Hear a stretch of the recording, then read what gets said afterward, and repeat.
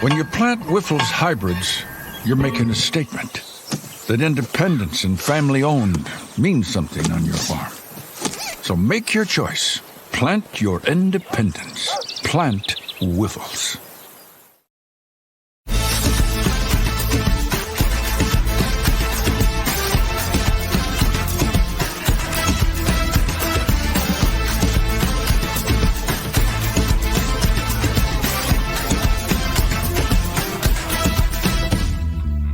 Hey guys, welcome back to another episode of InCYde Zone. I'm joined here by Colin Newell, Jirehl Brock, and Jake Remsburg, and the Cyclones are officially 7-0. Let's go. Let's go. Yeah, it's huge. Top 10 team now. They're officially ranked number 10 in the AP poll as of today. Guys, how are we feeling? This is unprecedented times. Feeling good. Feeling good. What a day it was yesterday. Do we know when the college football playoff rankings start? I believe after the Texas Tech game. Okay. Okay. So that'll be interesting to see when that kind of starts. But yeah, feeling good. 7-0. You can't complain. Good teams win, and we won last night. So it's a huge positive. Yeah, I mean, I feel like we've said it a couple of times this year. Just happy to get out with a win. I mean, and you take the losses that you had in between the game and you learn from those. But 7-0, you go into a bye week, and you can learn from those and get better. And we'll talk about some of the things that they need to get better at, but we can also talk about a lot of good things that they did as well, and being going down at the end of the game and winning it. So finding that courage to go and take that game back, that's a big thing that you can hang your hat on. Mm-hmm. Yeah, it's always exciting to go out and win a football game. I don't think we understand or realize how difficult it can be to go out and win a game consistently. But it's always a little bit better when you get to go into those meetings and you get to have some of those criticism put on yourself, but you still got the win. It's a little bit easier to take to know that, hey, we still got the win. We do have stuff we need to work on. And what better time to have a bye week and get healthy for those guys to go out and perfect their craft than what we got coming up. Yeah, I mean, I always used to say, like when we get our grade report cards back from each game, I didn't care how I graded out. If we got the win, that's all that matters. So, I mean, I could have graded out at a 60%. And if we won the football game, that's a good day. I'll get better, or those guys will get better through the week, the next coming week. And but at the end of the day, when you win a football game, it's really hard to do in college football. We've talked about it before. So big day yesterday. So it was a lot of fun. So Iowa State's officially 4-0 in Big 12 play, which this is the first time that Iowa State in program history is 4-0 in conference play, which is huge. Wow. So definitely, as we've said, it's a very exciting time to be able to talk about Iowa State football. Shout out to Wyffels Hybrids, our presenting sponsor. Colin, it's funny because C-Dub said this to you yesterday about how you have yet to have to talk about after losing a game. And I actually had that thought yesterday when I was in the fourth quarter. I was like, crap, if they don't win this game, how are the guys and I going to sit down tomorrow and talk about this? Well, we don't have to worry about that. So let's keep it rolling. It's more fun that way for sure. But yes, I appreciate everyone that listens to this when we keep winning, because I mean, at the end of the day, it's a lot of people, it's easy to talk about when you win. It's right. Hard to talk about when you lose and stuff like that. So, but still, like you guys said, there's still things that they can work on, but they're winning games as of right now, heading into the bye. Winning is winning. Good teams win, as everyone's saying on Twitter. Definitely would love to just start with what your guys' takeaways were walking out of that game. Like what was going through your head about Iowa State? I think it was cool to see that team go out and put a win together, because I've kind of talked to some of my buddies about this, and Rocco was the reason we won that football game. And what he was able to do, obviously, is one of probably not his greatest career starts that he's had in Iowa State uniform, but he was also the reason that we won that game. So there's nobody else you'd want back in that backfield leading that offense when the game's on the line. So super proud of him, super proud of the team, because it was a challenging game. UCF tipped their hats off to them because their run game, what their quarterback and running back were able to do on the ground, was impressive. Iowa State defense did make them one-dimensional, but their one dimension was pretty damn good. So caps off to their team there, but Iowa State played harder for longer, and good things came out. Yeah, you know what? I agree, Newell. I think UCF had a great game plan against us, both sides of the ball. Offensively, they ran the ball really efficiently. They had great schemes. They did a lot of counter and stuff like that, which I know is kind of sometimes our kryptonite on our defense. And defensively, they really blitzed a lot, and they threw a couple different things at us. And even as a former player watching, I'm like, oh, that was a good blitz. Like, I don't know what I would have done. Like, I always watch Tyler Miller because I play right tackle. He plays right tackle. And I was sitting there for a couple of those plays like, oh, I really don't know what I would have done there. So, yeah, they had a great game plan in place. But overall thoughts, I mean, what a day. The atmosphere, I'm sure we'll talk about it, was just one of a kind. Again, like, Cyclone Nation is just the best. I mean, there's so many cool things, cool moments from that game, which is really fun. But, you know, and your point on Rocco, a lot of people keep saying, like, worst career start, whatever, worst game from Rocco. He did win us that game, and that's what winners do. He put the team on his back, and when you had to make a play, I don't care if it's running the ball or it's just a 5-yard check down. He won us the game, especially towards the late third and fourth quarters. So hats off to Rocco. Great game, fun to watch. Yeah, I mean, for me, and I'm gonna kind of put myself in like player mode here. You know, you go out of that game, you're happy you won for sure, but you got to kind of be hard on yourself because you know that it wasn't your best performance. Like you said, Rocco won that game for them, put the team on his back, and for Rocco, you know, growing up as a kid, you dream of those moments in college football where you can, you know, have those games where you just put the team on your back, especially as a quarterback, knowing that the ball's in your hands all the time. You know, a few mistakes in the game, so I don't really put too much on him on those picks. I mean, the one that they ran back for a touchdown, the guy just had a really good beat on the play. You know, he read it really perfectly. I mean, he was a really good DB, and he just read that hitch perfectly and jumped it and took it to the house. But and the other one, just a tip pass. You really can't hang your head too much on that one. But for him to just be able to stay poised, finish that game out the way he did, kind of just, I mean, that throw that he had to Jalen Noel on the sideline to get them across midfield. I mean, that's a high level pass across the field. I mean, and he just kept doing it, and then for him to get the QB sneak to win the game, that's big time. I mean, defensively, I think I said it the past couple of weeks. I kind of saw the blueprint to making it tough for us, and that was in the run game, especially with QB runs. And when you have a quarterback that dude was scooting. Absolutely, was scooting. Yeah, I mean, when you have a dynamic quarterback like that too, where, you know, sometimes we don't contain the best and he can get out and rush for a first down, and sometimes that's killers for the crowd that's super loud.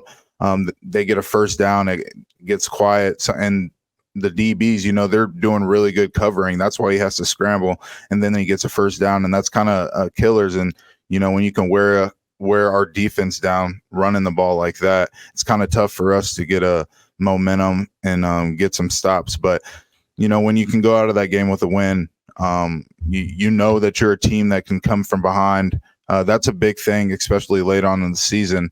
You got to be a team that can string together some stops and some scores to win a game, and they show that they can do that. And you got to be able to just be happy about that and learn from your mistakes. Yeah, you know, that was my favorite part of the game yesterday. Honestly, is there are so many things that went not our way, and we were able to recover and bounce back. That shows it's a true team. It's culture. I know everyone talks about culture at Iowa State. It's the key word of our football program. but it's true. Like 2 Yeah. pick sixes in theory, and just kind of off rhythm most of the game. Just didn't seem right on both sides of the ball, even special teams with the blocked extra point or the missed extra point. Those games that that feel like that, we would have lost. We would have lost before. You know what I mean? We've been there so many times. Like I think about our 2022 season, and as bad as that year was, I don't think we'd be sitting here today without that season. Just from all the losses that we had. I think we had a 2-minute drill to win the game like 4 times, and we never executed. Never. Mm-hmm. We made a lot of changes that after that off season. And I think it's paying dividends now.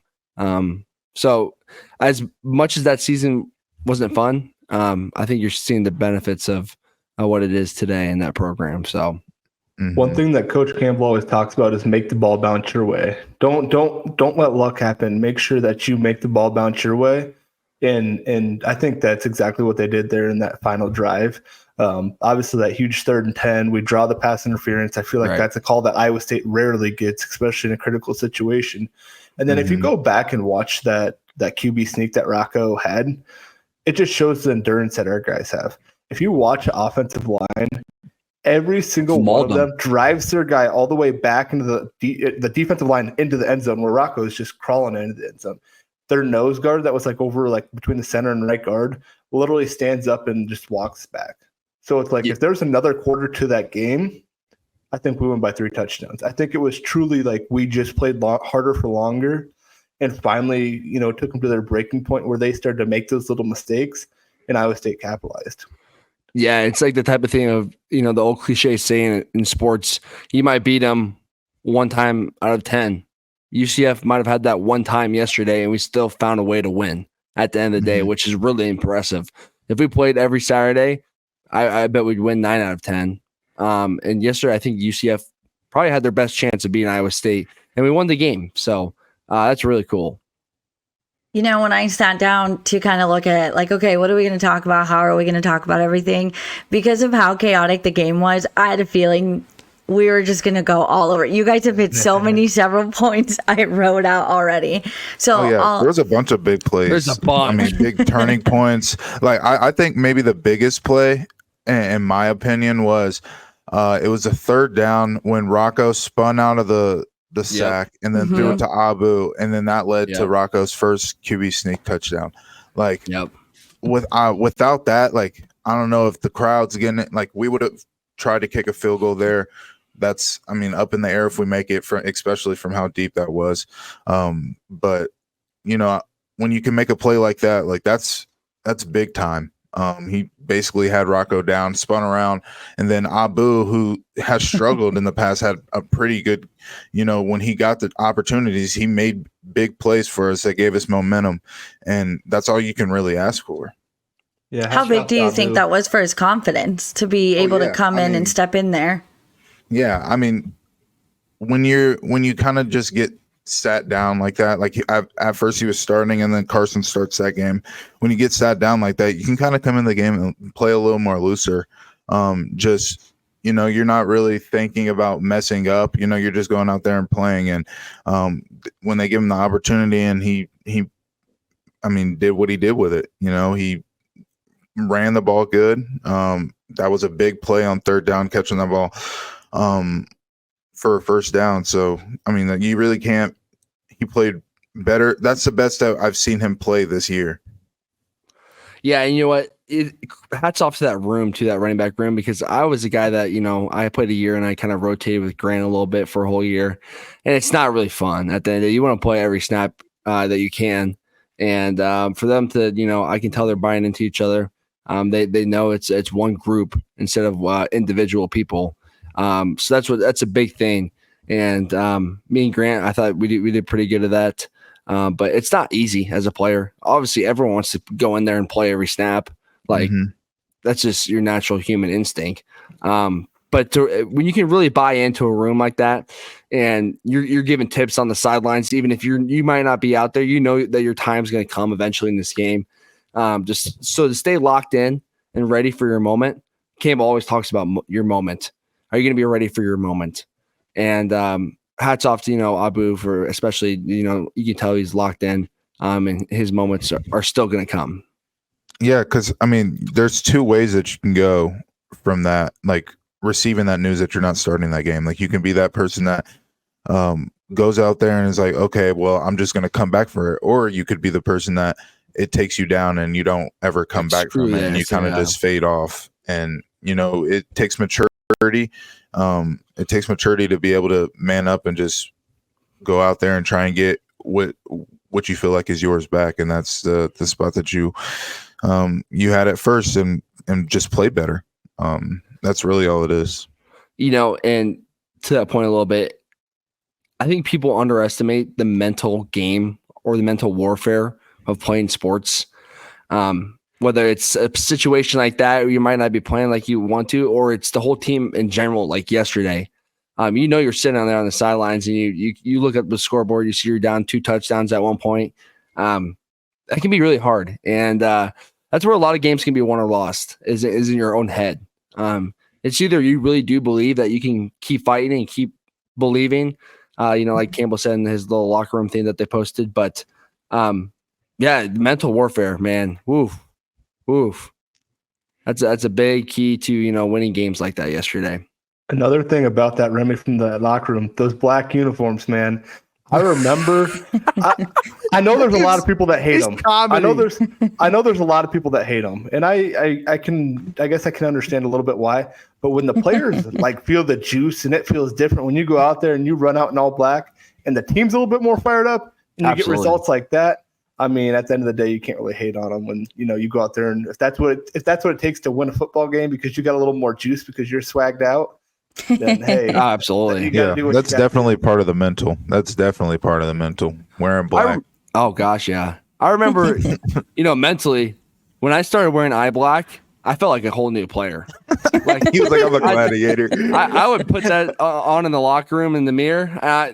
The amount of juice that brought me, like, oh my gosh, I'm ready to roll. Like I sometimes wish I could just put that eye black on one more time. I think about doing it for my adult league softball team sometimes. Oh my gosh. I always remember Coach Manning say that if a guy spats his ankles too, does the tape around his ankles on his shoes, he's like, that adds at least 5 swag points. So he's gonna go out there and he's gonna ball out. Yeah, multiple swag points.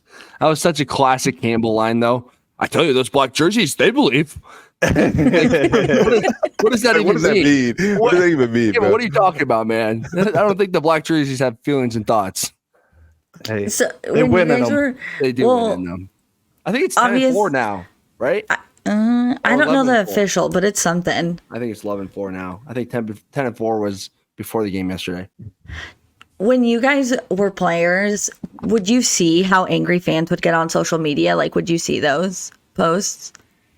Oh, or did you just kind of, okay. I'm not going to lie. I Googled my name after every game. I searched on Twitter for sure. People say, oh, I don't search my name on Twitter. I don't want to see that. I think everyone mostly does. Come on. You kind of have to. You want to see what people are saying. But you can block it out. I think it's funny sometimes. Just the negative stuff on Twitter and stuff like that. But I guess it depends on the guy. I always saw it. It didn't really bother me.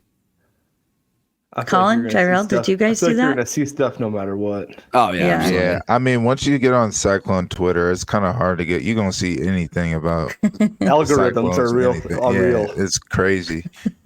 Cyclone Twitter is legendary, though. Your phone here at Iowa State, you see everything. Cyclone Larry is just a legend out there. Oh my gosh, bro, he's so hilarious. He really is one of the funniest Twitter accounts. He be having me dying, bro. And UCF was they love him. They love him. Gosh. I love when the schools interact on there. I think it's hilarious. Too. I do really love that. I love that they included the I don't know if you saw the video where they did the flight. The flight the windows. The window. He put himself in there. Do you think? I like when team accounts be trolling other teams after they beat them. Or something I do love that too. That's the type of stuff I like, bro. Like us, when we tweeted, have fun with it, bro. It's a kid sport. Yeah. When we beat Texas in 2020, we posted that Matthew McConaughey thing. That was hilarious. We need more from Iowa State to do that. Or when they do the guest picker and all the people choose against them, and then they post a picture of The that. video, yeah. Well, I'll use that to go into a little more into UCF before we can go full throttle into Iowa State. So this was the first time a Florida team was playing in Ames.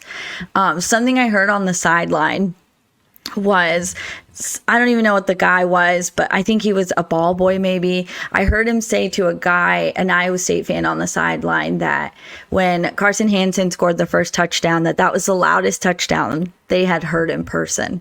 Wow. So I was like, oh. Wow. That is a big jump for them. I mean, they went from stadiums with not many people to then all of a sudden coming into Jack Trice. That is definitely with 61,000 people in black. Yeah. In the black uniforms. Bro. They weren't used to that real grass either, bro. I saw them over there having to change their cleats all game. Change your cleats. Get the medals in. Get the medals in. Get the medals in, bro. Especially at Jack Trice, man. I never wore the medals though, Jack Trice, so I never had a problem.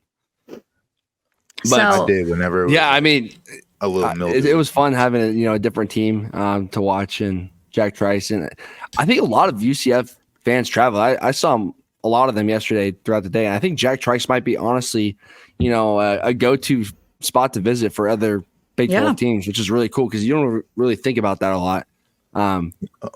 So it's really cool to know that your team has one of the best atmospheres, environments in college football. Well, and I think the fans have an impact too, right? Like Iowa State fans, I think generally are very welcoming. From what I saw on Twitter, it seemed like everyone was interacting with UCF fans who were at the game in like a very cordial way. And from what I saw from when I was on the field, people were very much drunk, having a good time. I saw some like banter between fans during certain plays. So it looked like everyone was having a good time. That's a great man. I mean, in this new era, this new Big 12 era, I think it's Iowa State's time to like go grab that top spot in the Big 12 at all facets, game day environments. The game day environment, you know what I mean? Like we gotta go grab that. I mean, I feel like we already have it, but I'm saying in this new Big 12 era, we gotta go grab that top spot out. Everything. Tailgating in Jack Trice is truly second to none because like we've seen all the Big 12, most of the old Big 12 stadiums, and you like go in there and there's not like a vibe or like a culture to even like the tailgating where it's like you ride on that bus from the Gateway Hotel to Jack Trice Stadium and you literally just see lines of people. You see how many people are there. Like when you go to other places, it's like, hey, they're tailgating a block away over here at a house. They're tailgating 2 blocks away at a hotel over here. And not to say like that can't be fun, but it's no Jack Trice Stadium where everyone's together. It's like the whole culture. It's easy for people to get around to see each other. Man, it's special. It's a parking lot party. It's one of my favorite songs, Lee Bryce. Parking lot party. Oh. So UCF obviously came in feeling themselves. They were feeling themselves there as they really pushed Iowa State. So one of my interesting facts that I pulled that I thought was really interesting, I don't know if you guys saw this, it was the 354 rushing yards are the most that Iowa State has allowed since giving up 469 to Baylor in 2016, which is the most they have allowed in a victory since at least 1996. Wow. It's a year full of stats, I tell you what. They was running that ball. Good, bad, or ugly. We have a lot of stats this year. Yeah, a lot to look at. They was running that ball for sure.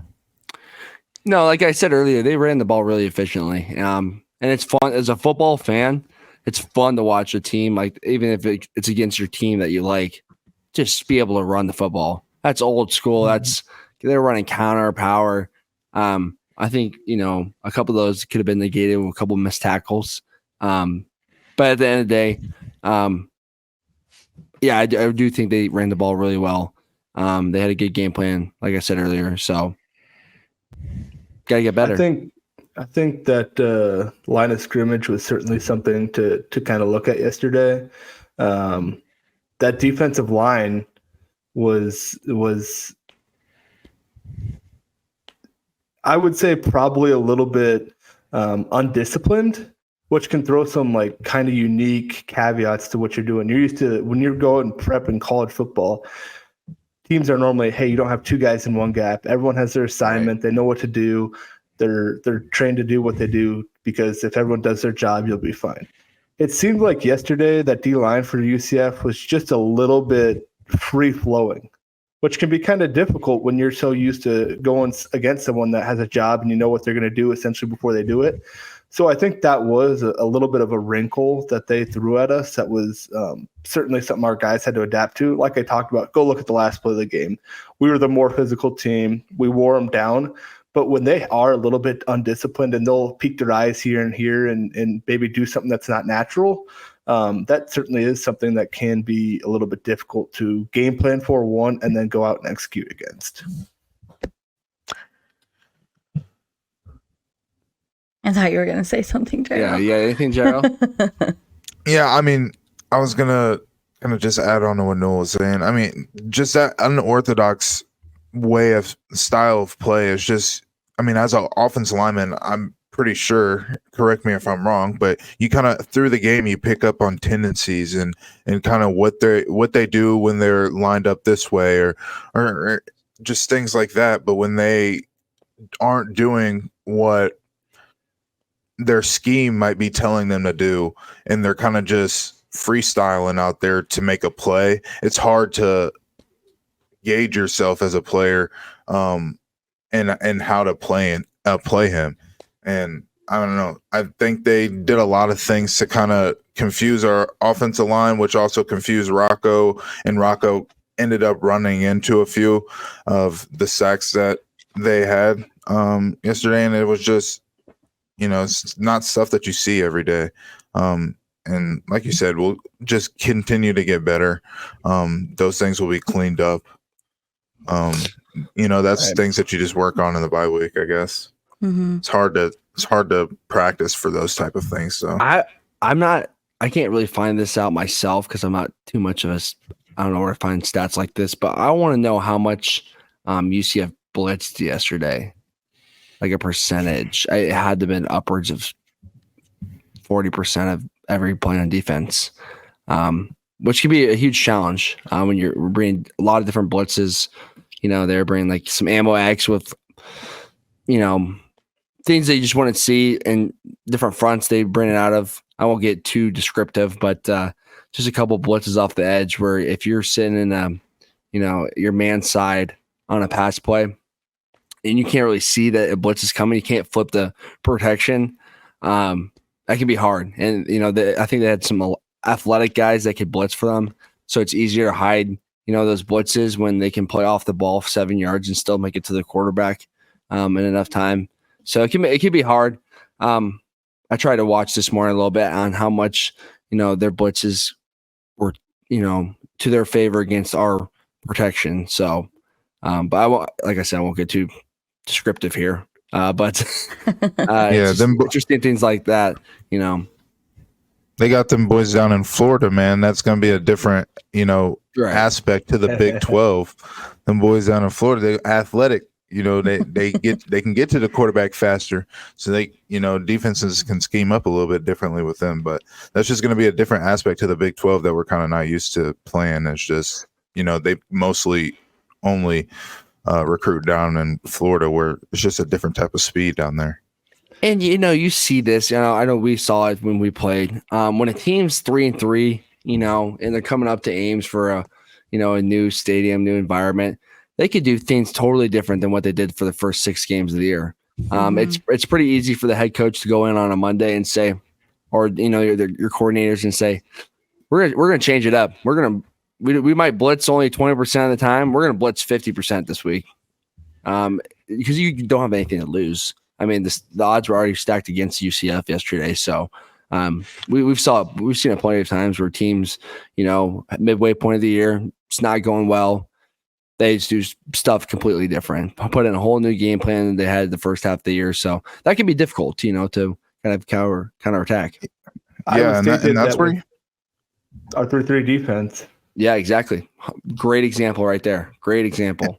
And that's where you see those like changes. Like when we talk about Coach Haycock and how the defense kind of changes in the second half, it's because teams come into a game with a game plan, and then at halftime they throw the game plan out because the other team came with something totally different than what we thought they were going to come with. Like that's why you see kind of that big of a change in the second half, is because we're not playing.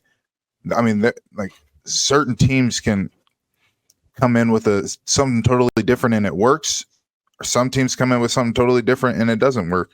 But you got to be able to make those changes at halftime, and that's just a big time where coaches can actually look at everything and come down and talk to the players about what's going on, and that's when you make your big changes as halftime. I think one thing that's really impressive that people don't understand is how much, like they said, like how much change you make during a game. So you may have spent all week and spent 30 hours watching film, and you may have done, how many hours of practice and all this stuff to get ready for, we're going to see this one look. All of a sudden, you don't see that look a single time. And then all of a sudden on the sideline, coaches are drawing up what they're doing because it's like, hey, coach, what are they doing right now? This isn't what we game planned for. What is going on? How do we need to change? And that instantly, how quickly you can adapt and say, hey, this is what they are doing. And then, hey, this is how we beat that. Not only from the coach's standpoint, but then the players to be able to understand it as soon as possible to go out there for the next drive. And it may be, an interception happens and offense is getting right on the field again, and you only got through half that stuff. How quickly can you get those changes implemented and then being able to go out there and actually execute them?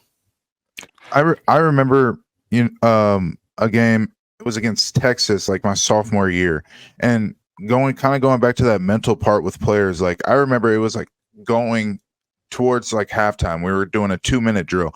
We have tempo plays that we set every week. We changed the tempo plays right before the drive. So like in tempo plays, that's when you see the team getting up to the ball, running plays really fast. They're just quick calls that you ran all week, and you try and remember you remember them for what they are. Most of the time, the receivers just stay on the same side, so you're not running back and forth. You can run plays really fast. And I mean, we changed them because they were doing something totally different. But that was just, as players, we kind of just have to roll with it. And that's sometimes you see mistakes happen like that because it's not so familiar. But most of the time,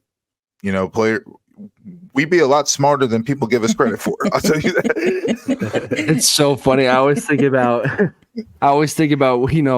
during the week in preparation, we do like walkthroughs and stuff, and you really try to make sure you're ready for anything.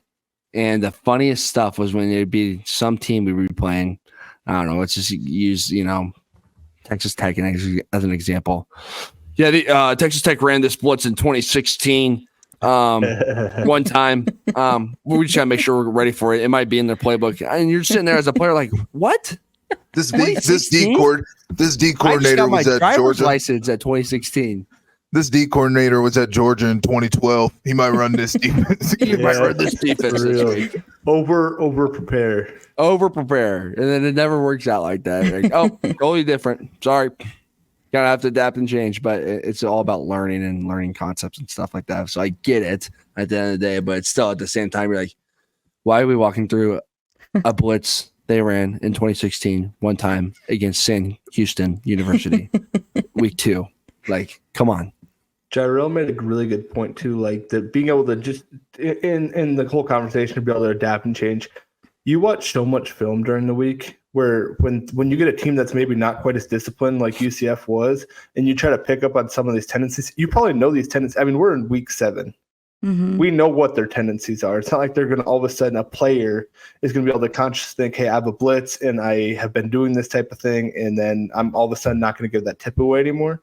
So you pick up on tips on film. So when you do have a team that's undisciplined and you don't have those keys, or like you can like say like, hey, this is what this looks like. It looks like they're going to do this. And then all of a sudden it's just this guy freestyling. It just makes you be so much more on edge and make sure you're turned on to like be paying attention to every little detail you can, because paying attention to those little details, to those giveaways, what hand does that defensive lineman have? Where's that linebacker lined up in this formation? Things like that is what truly makes it so much easier on your life as an offensive lineman. I'm sure as a running back too.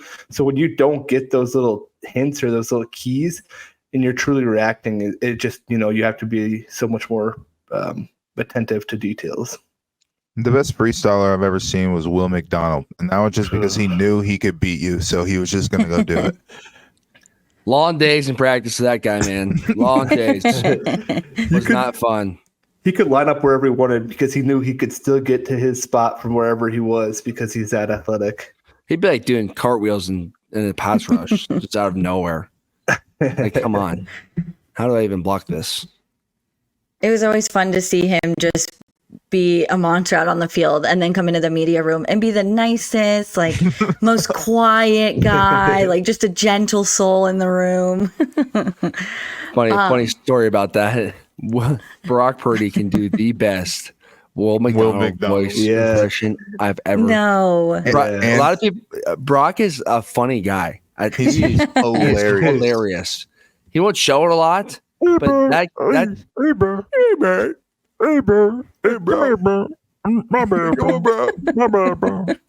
yours isn't bad either.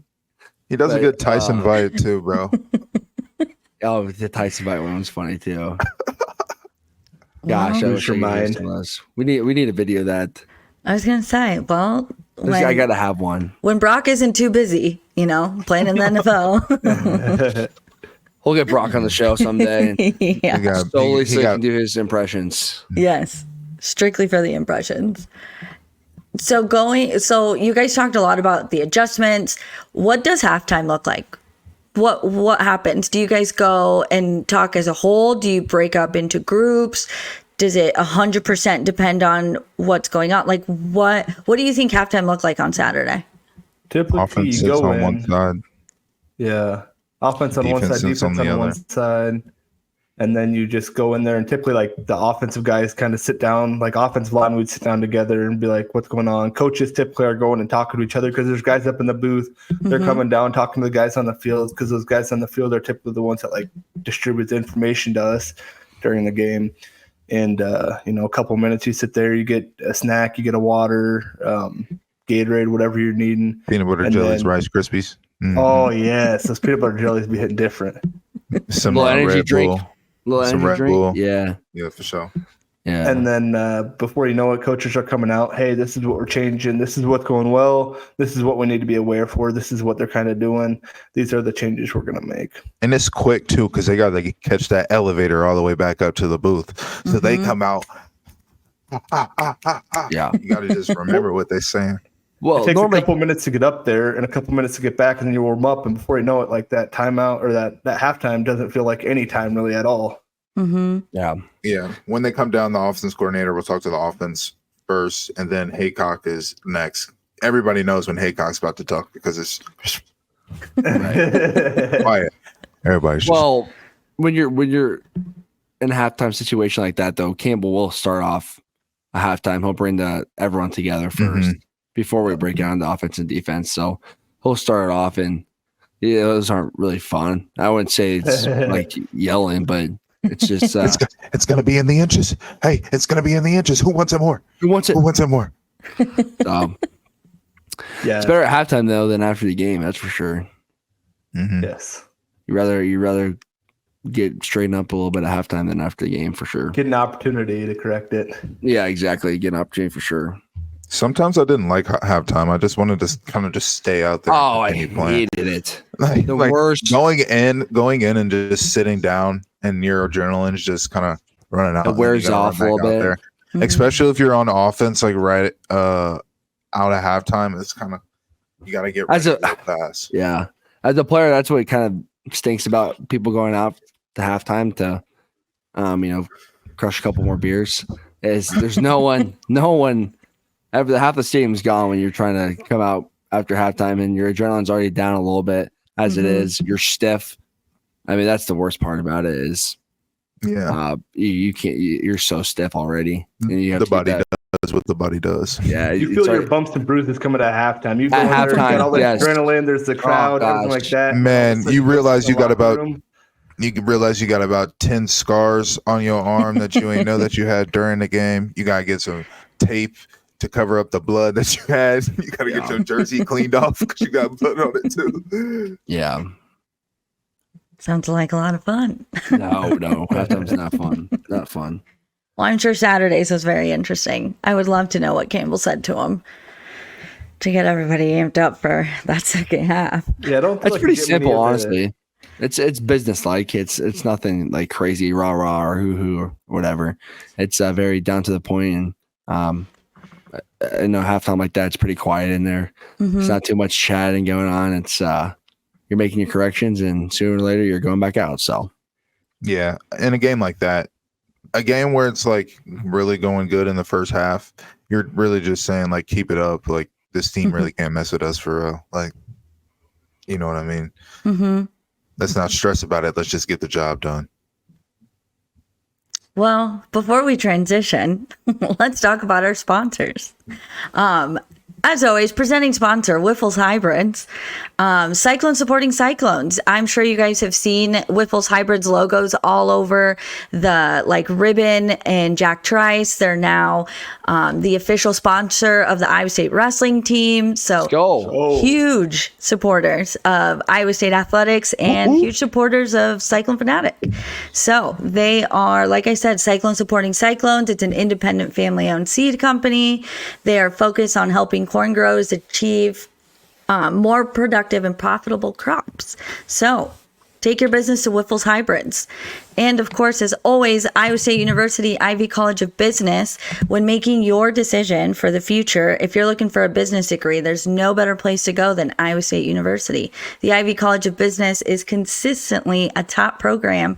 So make the right choice. Go to Iowa State. Get your business degree from Iowa State. Yeah. Shout out Wyffels. Top. So something that Coach Campbell said after the game, I don't know if you guys saw it, it was going around Twitter. He said that 101 guys have played for the football team this season. And at the very first meeting of the season, he told the team that it was going to take everybody. And I mean, out of 120 guys, 101 is a pretty large number. What goes through your head when you hear that? Don't get me wrong. You don't ever wish that has to happen. Right. You really don't ever want that to happen. But no. I mean, things happen, and it's next man up mentality. Everybody's a part of the team. Everybody's got to contribute when it becomes their time, and you just got to be ready for that. And, there's been a lot of guys who have just stepped up, and that's a big for the team because the team's going to need that continuing on. Hopefully some guys can get healthy and get back.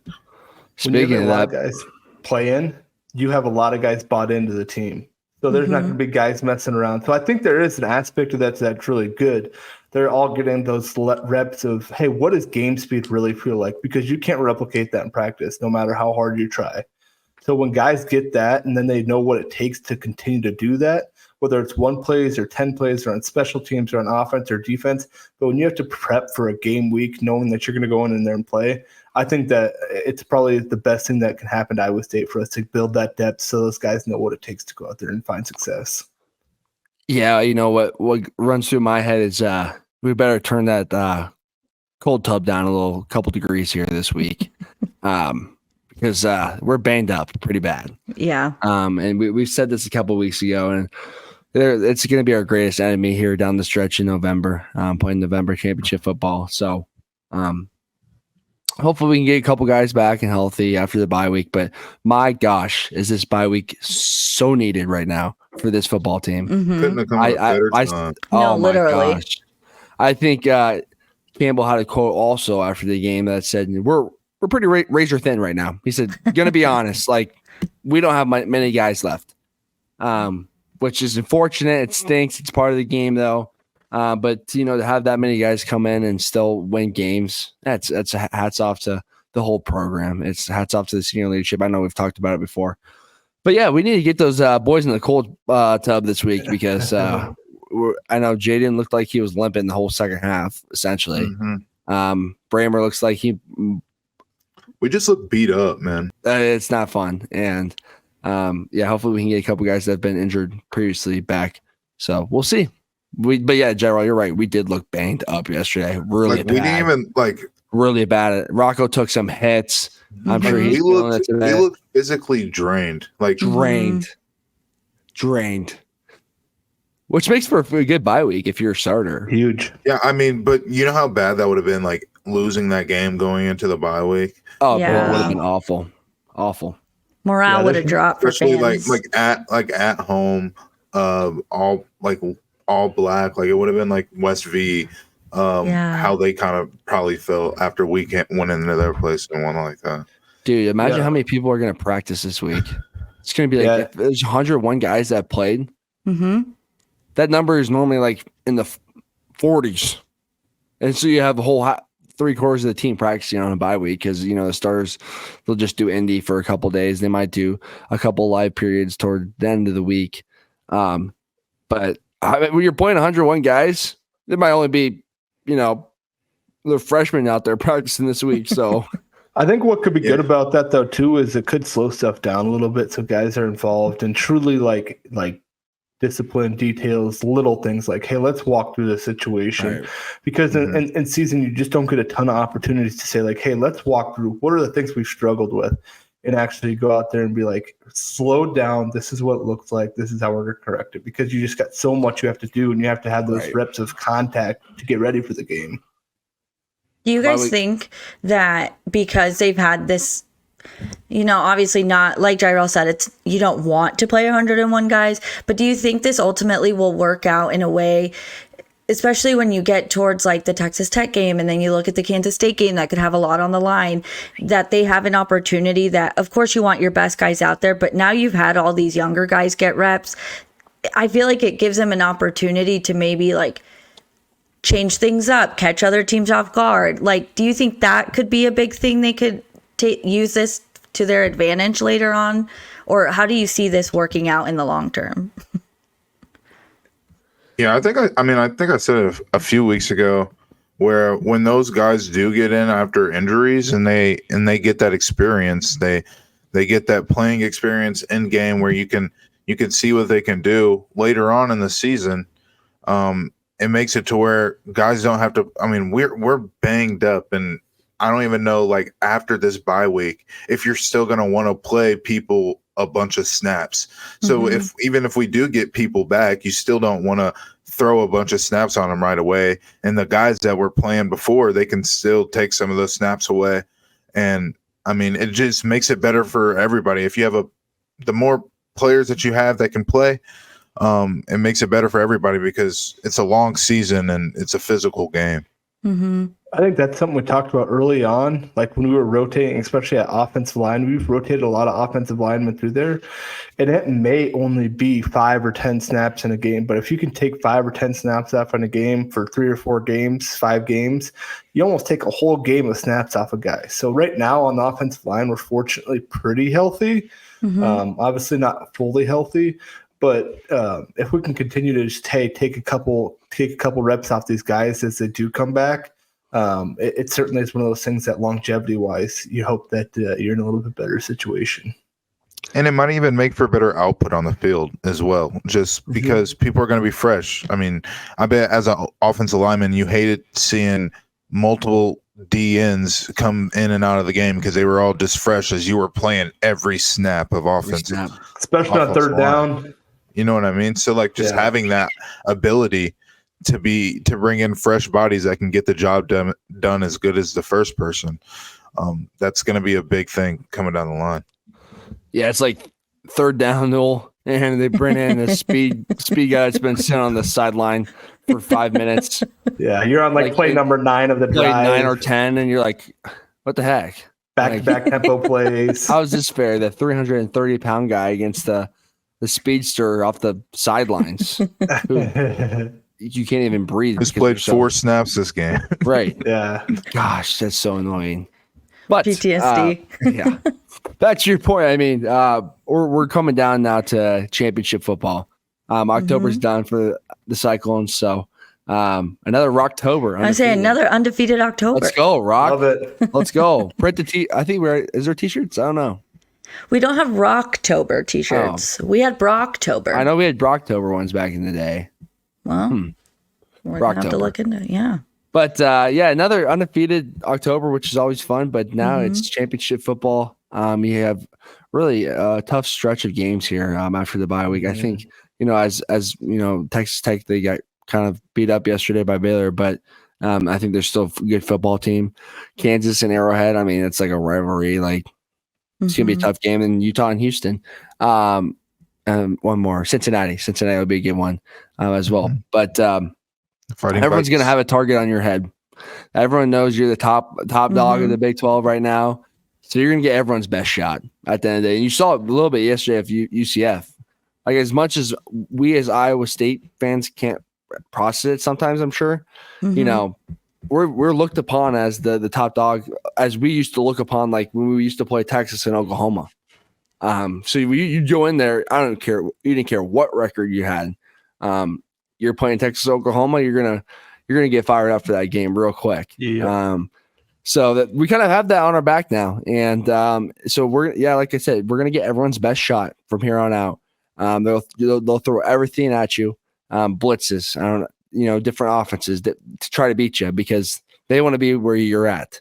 So yeah, it's gonna be interesting to see how you can use this bye week, get healthy, take some hits off some guys, sleep in a little bit, which is always the best part.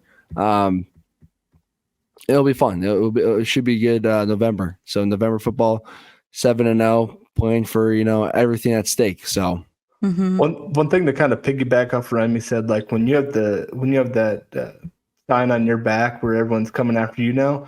And Gus Malzahn, who's I think a fantastic coach, in his post-game press conference, he kind of alluded to that a couple times. Like, hey, what did you say to the guys? Well, we just played with the top 10 team in the country, is what he told his guys. That we went toe to toe with them. We were right there with them. So you'd hear that all week they were thinking, hey, we get to go in and play a top 10 team at home at a 6:30 p.m. kickoff on TV. So that's something that, like, now we're going to be that team that people are saying, like, hey, we get to go play Iowa State in Ames at the 6 p.m. kickoff, and they're a top 10 team. We get to go knock them off in front of everybody, and everyone's going to know who we are. So that's a real thing. Right. How does it feel to see Iowa State be in that position? I feel like, for so many seasons, it was the other way around. It was watching Iowa State get upset and people storming the field and being, constantly talked about in the media a certain way. Like, how does it feel to now see Iowa State be undefeated in the conference? It's now just them and BYU who are 4-0.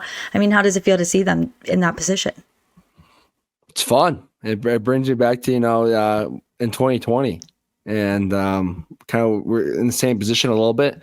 Our record wasn't as good as it is this year, but you go into November, you have everything at stake, and so it kind of brings me back to that year. It was a fun year, but it's a good feeling when you're a player and you're playing for everything. So it makes it a little more easier to get through the weeks when you have titles, and as Coach Campbell always said, when the confetti falls down, are you going to be the champion? That's poetic. Oh yeah, I said that all the time. So speaking of BYU, I found this tweet. I should have sent it to Aiden so he could put it up. But a BYU fan tweeted in the middle of the game, how funny would it be if Iowa State wins the game on a 1-minute drive with their overlooked quarterback against a struggling, talented 3-3 team, LOL. Score can also be 38-35 too, because BYU won their game on Friday against Oklahoma State, 38-35. On a last-minute drive. Wow. Drive. How crazy is that? That's actually kind of wild. That is nuts. I didn't even think about that. The Popes didn't do the Cyclones any favors this week, and I thought they were going to. It's okay. I kind of want to be the one to knock them off in the. Yeah, the real one comes out in a couple weeks anyway. Yeah, that's true. So obviously, crazy end of the game. Jack Trice was losing their mind. For those of us who were there, can I just give a shout out to the fact that despite the way the game was going, and there were people who left early, there always is, it was still pretty packed. Like, that student section, besides the one or two sections there towards the front. It was still packed to the brim for fans to go nuts when Rocco finally found the end zone, got the 2-point conversion. Like, it was a crazy atmosphere. That was one of the craziest atmospheres I've ever been a part of in a football game. I've been going to football games, since my youth. And oh my gosh, I don't know if it was beer or water or what they were chucking throughout. I think they were doing their water bottles. Right. It was probably water bottles. I think. Yeah. From the video, it looked like it. Who knows what's in the water bottles? Yeah. Well, yeah. Yeah. True. I had chills. I think I might have shed a tear. Like, just the pure adrenaline from myself. I didn't sit down most of the game. I had a seat, but I stood on the railing most of the game because I like to pace. I'm a pacer. I like my space. So that's kind of where I was yesterday. And my gosh, when, Mr. Brightside came on, I lost it. It was an incredible environment. Well, thankfully, my brain, even though I was also kind of like, I don't tend to get very emotional anymore just because of how long I've been doing this.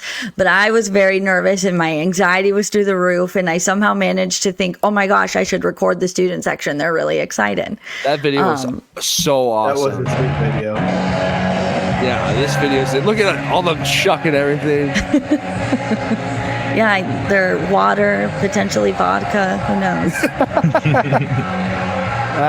Imagine it coming down in your eye. I still get chills just watching it right now. That's sweet.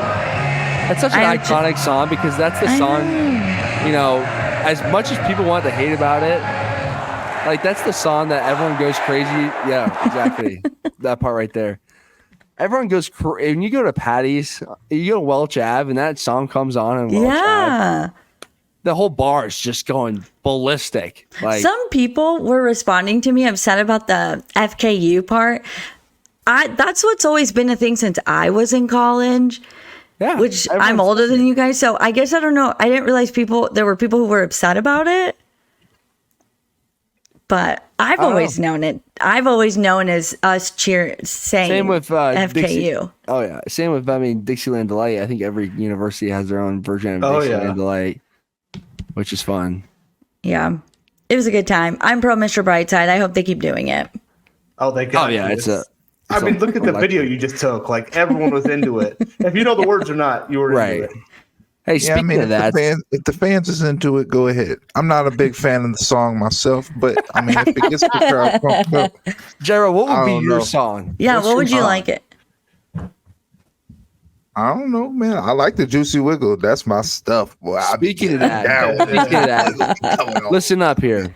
Oh, Iowa State Athletic Department, Mr. Red Foo, if you're listening to this, if you're listening to our podcast, Mr. Red Foo. We need a visit from you to Ames, Iowa for one of the next home games. How iconic. Juicy Wiggle live. I don't know what's going to take Mr. Red Food to get you to Ames, Iowa, but it needs to happen. I feel like that's been a thing for years. I feel like everyone's like, how has this guy not come? Does he know? Does he know? Well, he's going to know now. I'm going to DM him this video this week. Okay. Aiden, clip it. Mr. Red Foo. We'll see you in Ames, Iowa in November. Championship football. I feel like that's where we got to end the podcast. Anybody know? Like, how do you not? That's Jake's request. Make it happen, man. We got Swag Surfing back. Now it's Mr. Red Foo coming to Ames, Iowa. Just come and sing the song. It probably won't be as good as the audio version of it, but it's still just iconic. Yeah. Like, there's a lot of schools that do the Juicy Wiggle now.